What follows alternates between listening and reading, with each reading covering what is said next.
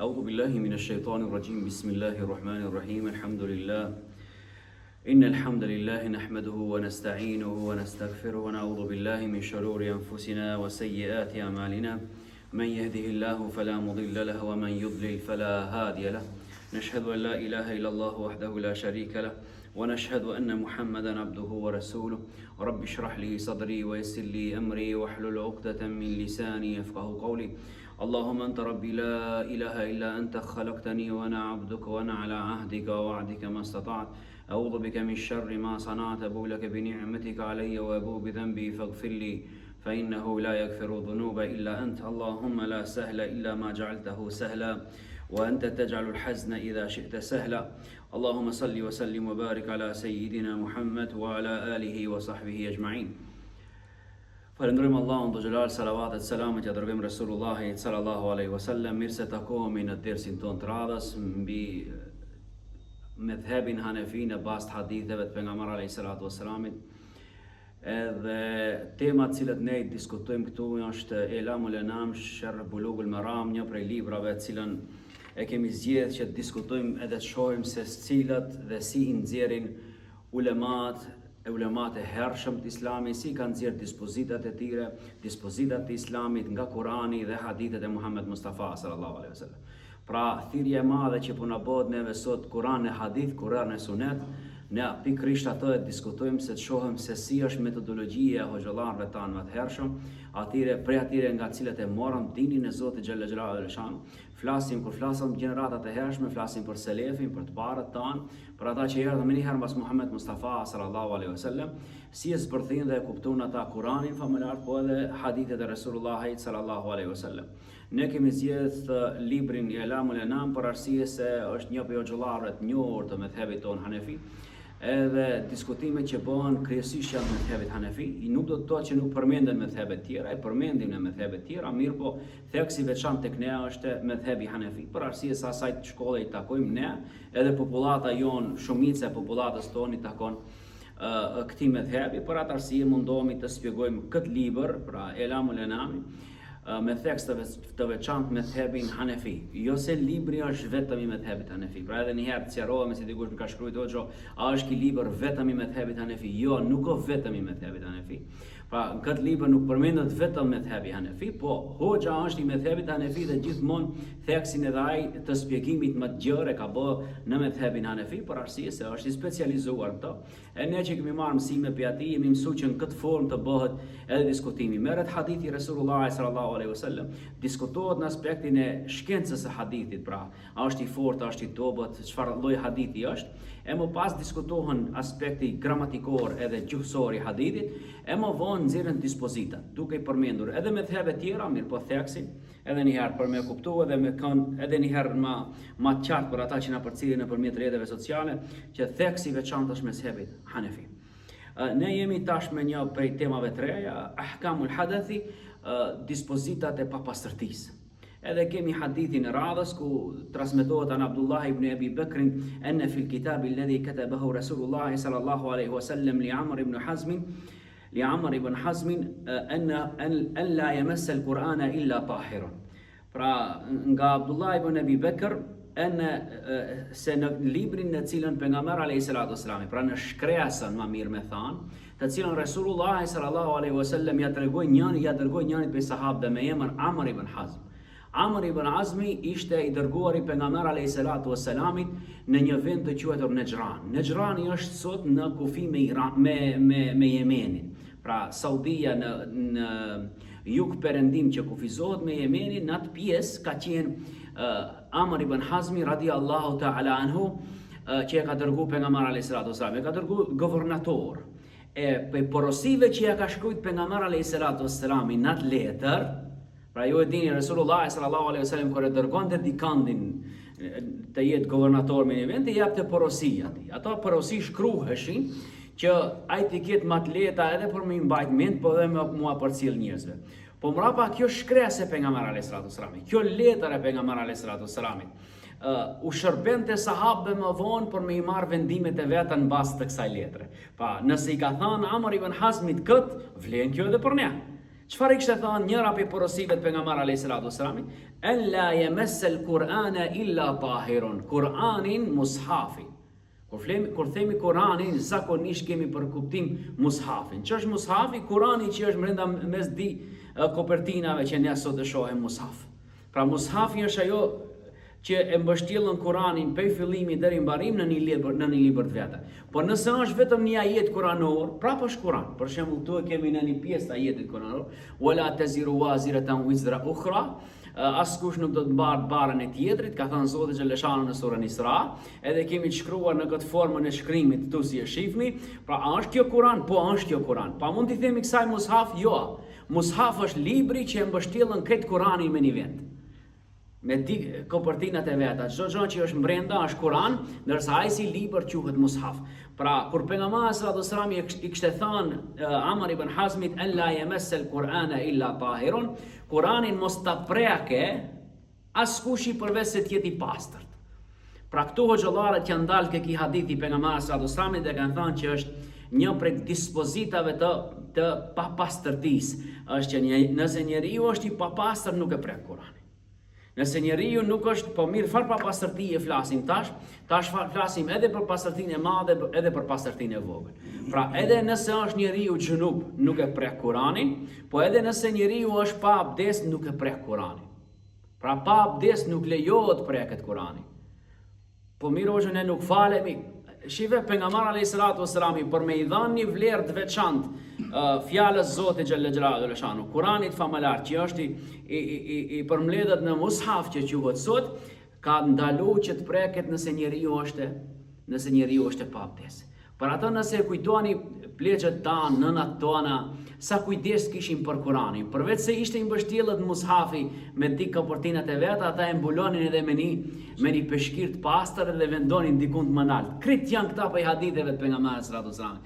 Pra, njerëzit tanë ndoshta shumë nuk kanë ditë, po atë që e kanë ditë e kanë venduar praktik.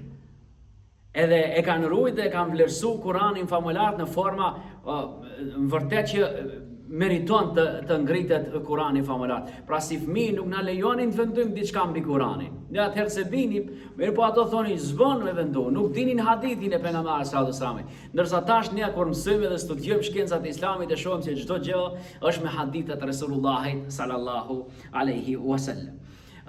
Për këtë hadithin, ky hadith transmeton rawahu Malikun mursala. E ka transmetuar Imam Maliku mursalan. Mursal do me thonë kur mungon njëri prej transmetuesve, pra zinxhiri mungon një ke zinxhiri. Edhe ashtu e ka transmetuar Imam Maliku në librin e vet në Muwatta. Ndërsa Imam Nesaiu e ka lidh atë dhe Hibani po e kanë konsideruar ma'lul. Ma'lul do me thonë hadithi që ka një smundje. Zinxhiri pra e ka një smundje. Zinxhiri ati hadithit, pra e dini ju se hadithi ka zinxhirin e vet, edhe ka tekstin e vet. Zinxhiri do me thonë filani pe filanit, pe filanit, pe filanit, pe filanit, ka thënë pejgamberi alayhis salatu wassalam ose ka vepruar pejgamberi sallallahu alaihi wasallam kështu. Kret këta filana që i përmendëm, këto duhet të jenë taku njëri me tjetrin. Duhet të kenë dëgjuar për njëri tjetrin, edhe duhet të kenë dëshmuar që e kanë taku filanin. Për shembull, nëse sot thot dikush unë kam dëgjuar hoxhën Osama mirë pa askund se ka pas, asnjëherë sa taku, asnjëherë s'ka marrë mësim pi atij. Çfarë mjetet e informimit e bëjnë punën e vet, mirë po flasin për një kohë ku s'ka pasur lloj mjetet e informimit. Edhe njerëzit adesh takohen personalisht me atë për me marr diçka prej atij.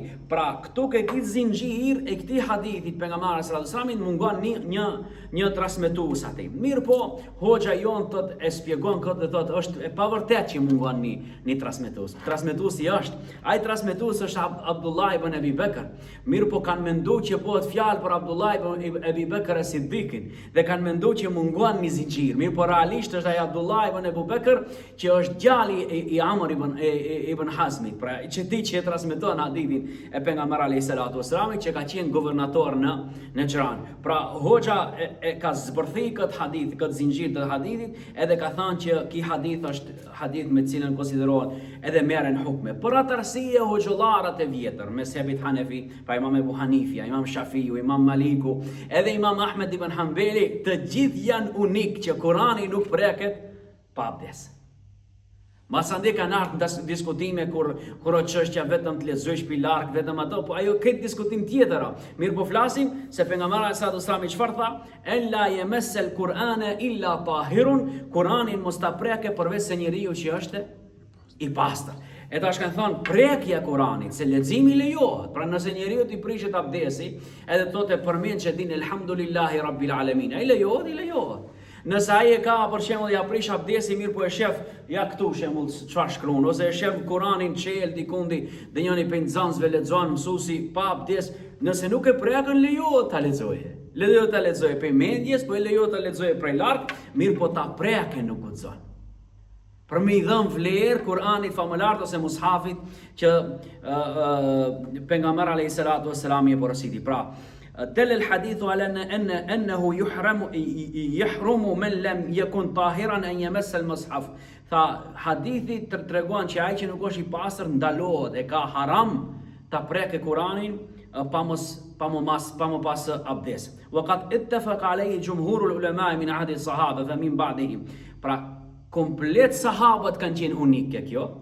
Shumica e sahabëve kanë qenë unik, shumica e ulemave kanë qenë unik, përveç se ma vonë kanë ardhur xhollarë dhe kanë thënë lejohet preket, këtu ka kuptimin nuk pëlqehet, mirë po shumica e ulemave tonë, për cilëve ne e marrëm dinin e Zotit xhaleshanu, janë unik që Kurani nuk preket përveç se me abdes.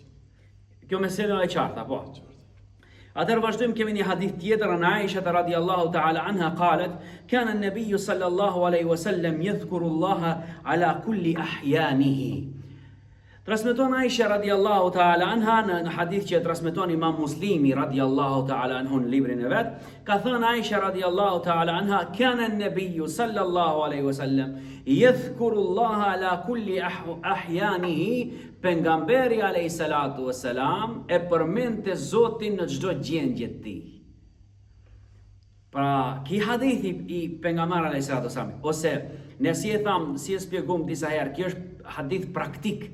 Si ka vepruar Resulullah sallallahu alaihi wasallam. Pra Aisha na tregon çfarë vepronte Resulullah. Resulullah e përmendte Zotin në çdo gjendje të vete. Pra, edhe në kam, edhe ulët, edhe shtrim, edhe I pastër, edhe I papastër. Ama përmendja e Zotit. Pra thuar subhanallah, elhamdulillah, dhikri lejohet në çdo gjendje, nuk obligohesh të kesh abdes. E çfarë dikush për ulemave ka thënë, jo që prej dhikrit edhe leximi Kuranit. Po më pejgamberi sallallahu alajhi wasallam me një hadith tjetër që e lexon më herët, e specifikuan që prekja e Kuranit nuk lejohet. E tash ata thonë jo, po këtu hin edhe dhikri edhe për leximi Kuranit. Në rregull është, edhe leximi Kuranit është dhikr I veçantë. Mirë po, prekja e Kuranit e ka ndaluar pejgamberi alayhis salatu wasalam me hadithin cilën ne e lexojmë pra më herët. Pra lejohet leximi përmendsh nëse e din, lejohet leximi prej larg nëse e ke, mirë po ta prekësh Kuranin nuk lejohet. Ndërsa dhikri subhanallah, elhamdulillah, la ilaha illallah, Muhammed Mustafa sallallahu alaihi wasallam ka bën kamp ulë shtrim, ka qenë I pastër, I papastër në çdo gjendje Resulullah sallallahu alaihi wasallam, pra ashtu si transmeton Aisha radhiyallahu ta'ala anha, që pejgamberi alayhi salatu wasalami e ka përmend Allahun dhul jalal. Pra edhe ky hadith është hadith ta'liq hadfu rawin aw akthar min awwal sanadin. Tha hadithi është muallaq, pra I ngjitur, I lidhur, atëherë kur mungon njëri prej transmetuesve të parë të hadithit. Pra kështu janë edhe medhhebe, shumica medhhebeve. Ala madhhab al-jumhur yakun al-murad al-hadithi min kulli ahyanihi معظمها وكذلك الآية قياما وقعودا وعلى جنوبهم. Pra shumica ulemave të medhhebeve tona thonë që ky hadithi pejgamberit sallallahu alaihi wasallam, pra që e transmetoi Aisha radhiyallahu ta'ala anha, folën për gjendjen e Resulullah sallallahu alaihi wasallam. Pra jo për nuk folën për leximin e Kuranit, po folën për përmendjen e Zotit xhalla xhelalu. Një këtu e qartë jemi, besoj. Tash qelën hoxha e hapa një kapitull të ri që është adabul qada el haja. Thotë edebi, kultura, edukata, se si krihet nevoja. Edhe për këtë ka fol Islami, po. Pra edhe si të krim nevoje na ka mësuar Islami. Formën se si do ja krish nevojën, me çfarë do e pastrojsh ti vendin tënd, me çfarë do ta pastrojsh vend dak pe aty ku ka dalë pa pastërtia. Për gjitha këta Muhammed Mustafa sallallahu alaihi wasallam I ka mësuar sahabët. Pra, ajo kur e krin nevojën çfarë edukate duhet kesh, çfarë tërbije do të kesh, çfarë forme do ta krish, në çfarë drejtimi do të jesh, a do ta bësh ulët në kamp apo çfarë si duhet pastrohesh, kritat këto janë me hadithet Resulullahit sallallahu alaihi wasallam. عن أنس بن مالك رضي الله عنه قال كان رسول الله صلى الله عليه وسلم إذا دخل الخلاء وضع خاتمه. Thot Enes ibn Malik radiallahu ta'ala anhu, Enes ibn Malik ka qenë shërbëtori Muhammed Mustafa sallallahu alaihi wasallam për një kohë bukur gjatë. Edhe shtash ki shërbëtori e ka pa pejgamberi alayhi salatu wasalam, ishte shërbëtori mbas do të nis për herë ecën. Edhe thot kur shkonte pejgamberi alayhi salatu wasalami, kana Rasulullah sallallahu idha dakhala al-khala wada'a khatimahu. Kur Muhammed Mustafa sallallahu alaihi wasallam hinte në banjë WC-n që sot që i themi, Resulullahi e hekte unazën e vete. Hadithin e kanë nxjerrë të katër ashabu sunan, të katër ata që kanë sunenet e veta, ne kemi folur për ata që janë Nisaiu, Ibn Majah, Ibn Dawudi. Kështu me radhë, përse e nxjerrte unazën e vet? Ai shkon me një dhe njëri për juve pse e nxjerrte unazën? Se na ju ma bakteri. Ja. Mos bimbet pa pastërti. Jo. Se unaza e pejgamberit alayhis salatu wassalamit ka qenë shkrume, se ka përdor unazën për vull. Pa ke unaza ka qenë shtipët Allah, Rasul, Muhammed. Muhammed, Rasulullah, nëse lexon pi poshtë, pejnal ka qenë shkrume Allah, Rasul, Muhammed. Pra, emri Zotit ka qenë shkrume aty. Emri pejgamberit ka qenë shkruar aty. Resulullah sallallahu alaihi wasallam kur ka him banjo e WC e ka hek unazën e vete. Pra, çtash ne kur i shohim një prej trive që ka një varse për shembull, edhe aty shkruan emri Allahut, duhet ta heke kur him banjo. Në bazë të këtij hadithit pejgamberi alayhi salatu wasalamit, edhe kështu kanë thënë edhe hoxhallarët tanë, دل الحديث على أنه يكره لمن أراد الخلاء يسحب شيئا فيه ذكر الله تعالى. Mirë po është haram? Jo, është mekruh.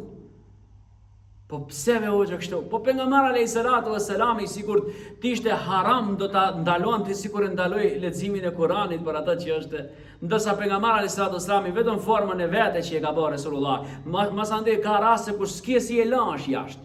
Ai e ka pas shërtorin me vete, ti kuj mund t'ja lash nëse e ke diçka, për shembull një orë në cilën shkruan emri Allahut, edhe është ora e shtrenjtë për shembull. Për atë arsye kanë thënë ulemaja duhet bëjë njeriu kujdes se çfarë blen, edhe si mund ta përdorë ata kur të blen. Prandaj hoxhallarët kanë thënë yukrah, është mekruh, është e papëlqishme që njeriu të marrë me vete nëse ka diçka që përmendën emrin Allahut. Pra, nëse është varse, ose varse dorës tu, ose orë, ose unase, kështu me radhë, për atë arsye, nëse mundën e futën në xhep dhe hin pas një farë problemi. Është më mirë ta lënë jashtë, është prap tek mekruhet të cilat i përmendëm më herë. E kuptuam edhe këtë hadith? Është ndaluar vetëm banjo apo në WC, aty ku krihet nevoja.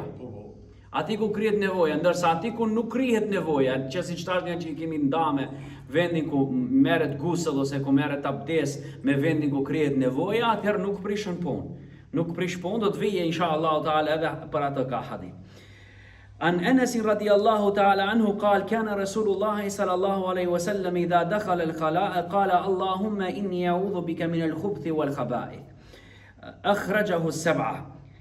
Nga Enesi radiallahu ta'ala anhu thot pejgamberi alayhi salatu wassalam kur hinte në WC, në banjo, në vendin në nevojtore, më shqip është nevojtore se sa këto shprehje tjera cilët ne i përdorim, thot kur pejgamberi alayhi salatu wassalam hinte në nevojtore, thoshte Resulullah sallallahu, pra duaja, pra para se me hi në nevojtore, në WC, Allahumma inni a'udhu bika min al-khubuthi wal khaba'ith.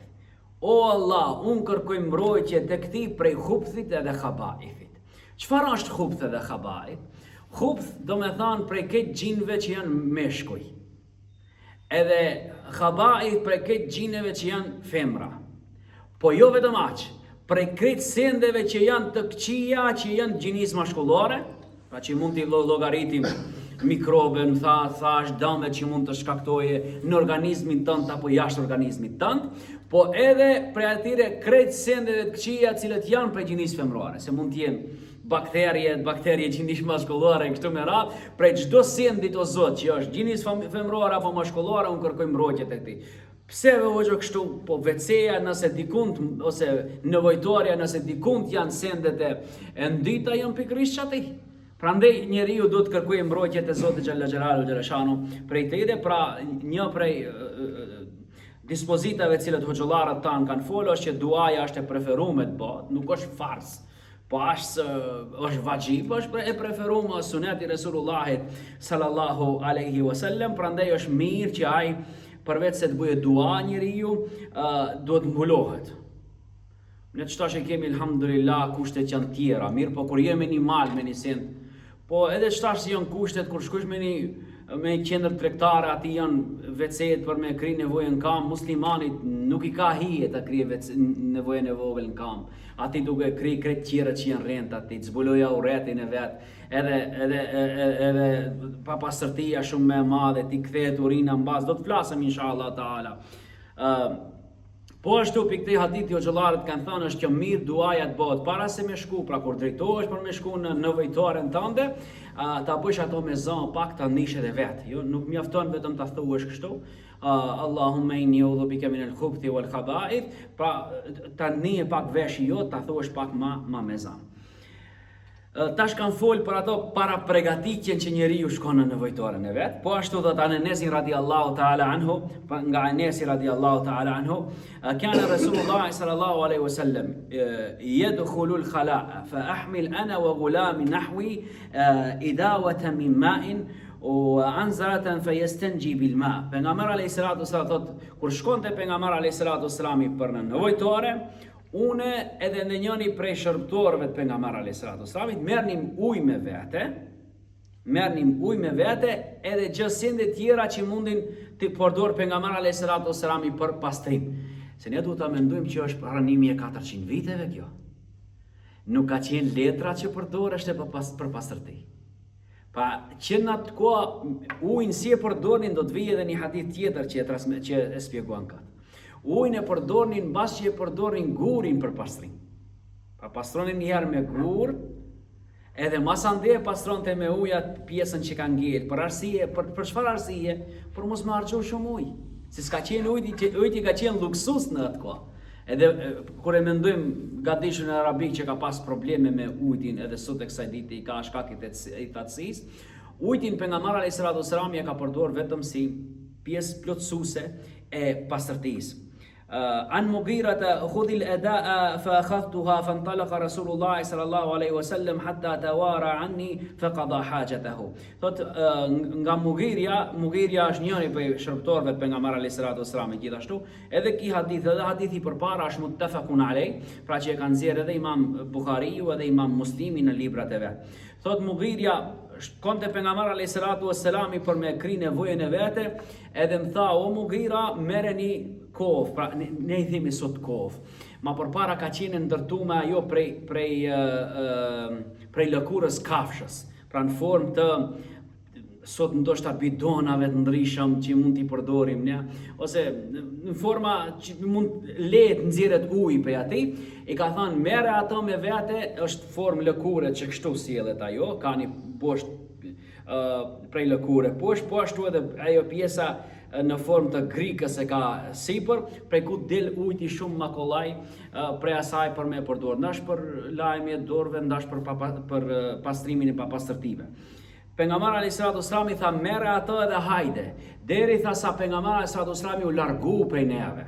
Pra Resulullah sallallahu alaihi wasallam e ka kry nevojën dikund larg njerëzve, edhe ka kërku ujin për pastrim. Po ashtu ndëgjojnë që këtë hadith, sa shumë i rëndësishëm, unë inshallah kemi kohë, kemi shumë mesele sot për me diskutu, inshallah, ta'ala do të mundohena pak ma shkurt t'i vim. Tahrimul mela'ini. Pejgamberi alayhi salatu wasallam ka është haram të rish në ato vende ku mallkohen. Çfarë është kjo? An Abi Huraira radiallahu ta'ala anhu qala Rasulullah sallallahu alaihi wasallam. Nga Abu Huraira ka thënë pejgamberi alayhi salatu wasallam, ittaqul mala'in, la'anin. Keni frikë për vendeve ku i mallkojnë njerëzit. Cilët janë ata vende? Qalu, o pejgamberi i Allahut, cilët janë ata vende që bëhen lanet për njerëzve? Cilët janë? Alladhi yatakhalla fi tariqin nasi aw fi dhillihim. Ata cilët e krin nevojën ku ecin njerëzit ose ku pushojnë njerëzit.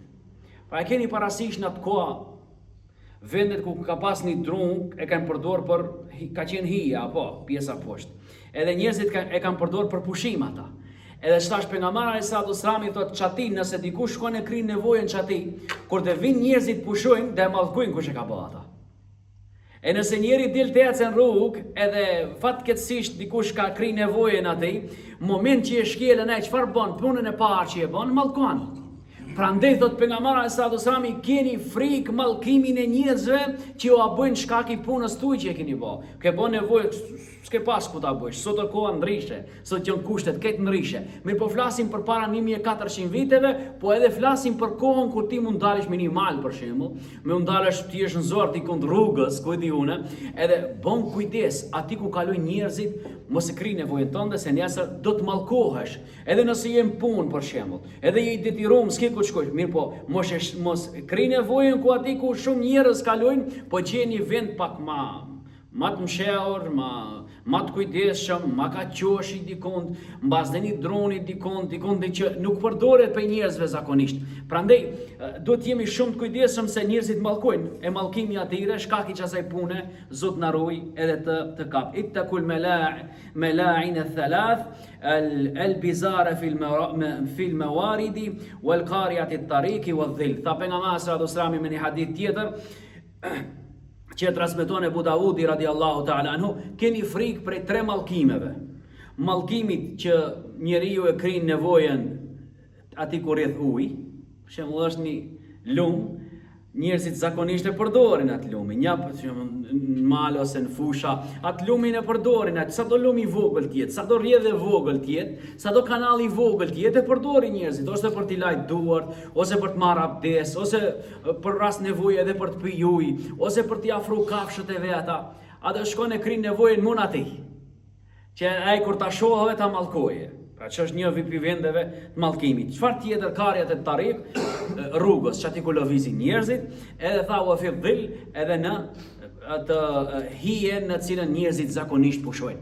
Pra jo në çdo hije, se shembull dikush thotë për unë ndill ta bëj, pa më mbulu, jo, po një hije që ndoshta nuk e përdorin njerëzit, nuk është problem ta krish aty nevojën. Edhe pse sot mundësit janë elhamdulillah vece publike që mundën të krihet nevoja gati se në çdo vend për me rujt pastërtinë. Neha Rasulullah sallallahu alaihi wasallam yatakhalla ar-rajulu tahta ash-shajarati al-muthmirati, po ashtu pejgamberi sallallahu alaihi wasallam ka ndaluar që të krijë kush nevojën ndër një pemë e cila ka frytet e veta.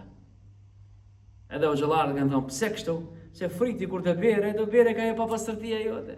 Edhe kështu që do të ketë dëm edhe njeriu, edhe kafsha, kushdo që e përdore. Pra prej atë kohë pejgamberi alayhis salatu wassalam e ndaloj, po ashtu thotë neha an yatakhalla ala dhifati nahri jar, po ashtu pejgamberi sallallahu alaihi wasallam e ndaloi që njeriu ta krijë nevojën në një ke rrjedhja e lumit, aty ku rrjedh lumi. Ndalohet për arsye se e prishën, edhe pse ki hadith ka daf në transmetimin e vete. Pra krejt këta i përmendëm nëse çfarë lejohet dhe çfarë nuk lejohet gjatë leximit të haditheve të pejgamberit alayhis salatu wassalam. Tash kemi një hadith tjetër nga Abi Sa'id al-Khudri radiyallahu ta'ala anhu, sami'tu Rasulullah sallallahu alaihi wasallam yaqul la yakhruju ar-rajulani yadribani al-gha'id. Tha pejgamberi alayhis salatu wassalam. Hadithin e ka transmetuar Imam Ahmedi radiyallahu ta'ala anhu. كاشفين عن عوراتهما يتحدثان فإن الله يكمت على ذلك. Tha mos ndodh pejgamberi alayhis salatu wassalam. Nuk duhet ndodh që dy burrat shkojnë krin nevojë. Edhe kashifani auratihima, të jenë të auretet atyre të dukshme.